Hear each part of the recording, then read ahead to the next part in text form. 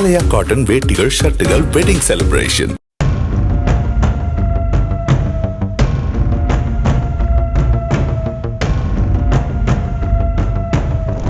ஹரியானா மாநிலம் ஜிந்த் மாவட்டத்தைச் சேர்ந்தவர் புஷ்பா.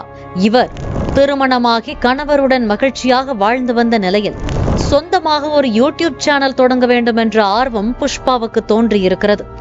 அதைத் தொடர்ந்து புதிதாக யூடியூப் சேனலையும் தொடங்கி அதில் ஏராளமான வீடியோக்களை பதிவிட்டு வந்திருக்கிறார். அதன் மூலம் புஷ்பாவுக்கு நல்ல வருமானமும் கிடைத்து வந்துள்ளது. அப்போதுதான் ஹர்ஷனா கிராமத்தைச் சேர்ந்த சந்தீப் என்பவருடன் புஷ்பாவுக்கு பழக்கம் ஏற்பட்டது. சந்தீப்பும் சொந்தமாக ஒரு யூடியூப் சேனல் வைத்து நடத்தி வருகிறார். இருவருமே யூடியூபர்கள் என்பதால் அடிக்கடி இவர்களுக்குள்ளே பழக்கம் ஏற்பட்டுள்ளது. பின்னர் அது நாளடைவில் திருமணத்தை தாண்டிய உறவாக மாறியிருக்கிறது. இதையடுத்து ஒரு கட்டத்தில் சந்தீப்புடனேயே ஒன்றாக சேர்ந்து புஷ்பா வாழ முடிவு செய்திருக்கிறார். இதற்காக கணவரை விட்டு பிரிந்து சந்தீப்புடனேயே சென்று விட்டார். இருவரும் யூடியூபர்கள் என்பதால் இருவரும் சேர்ந்து ரீல்ஸ் மற்றும் வீடியோக்கள் வெளியிட்டு வந்தனர். இதனால் இருவருக்குமே பணம் கொட்ட துவங்கியது.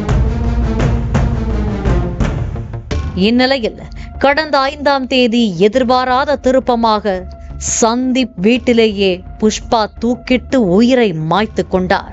புஷ்பாவின் சடலத்தை கண்டு சந்தீப் கதறி துடித்து அழுது கொண்டிருந்தார். இதுகுறித்து தகவல் அறிந்து வந்த போலீசார் புஷ்பாவின் சடலத்தை மீட்டு போஸ்ட்மார்ட்டம் செய்ய மருத்துவமனைக்கு அனுப்பி வைத்தனர். பிறகு புஷ்பா ஏன் தற்கொலை செய்து கொண்டார் என்ற விசாரணையை தொடங்கினர். ஆனால் போலீசாருக்கு எந்த துப்பும் கிடைக்கவில்லை. இதற்கு பிறகுதான் புஷ்பாவின் பிரேத பரிசோதனை அறிக்கை போலீசாருக்கு கிடைத்தது.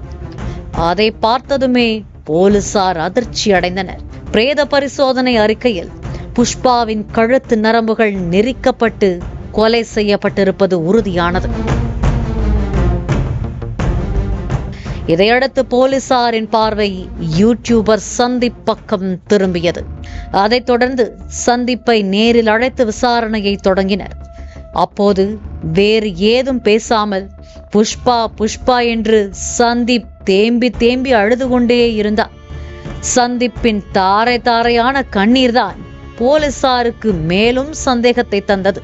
இறுதியில் போலீசார் தங்கள் வாணி விசாரணையை நடத்தினர். அப்போதுதான் முழு விவரமும் வெளிச்சத்திற்கு வந்தது. புஷ்பாவை கொன்றது தான் என்று சந்தீப் உண்மையை ஒப்புக்கொண்டார். விசாரணையில் கணவரை விட்டு பிரிந்து வந்த புஷ்பா திருமணம் செய்து கொள்ளுமாறு சந்தீப்பை வற்புறுத்தி வந்ததாக கூறப்படுகிறது.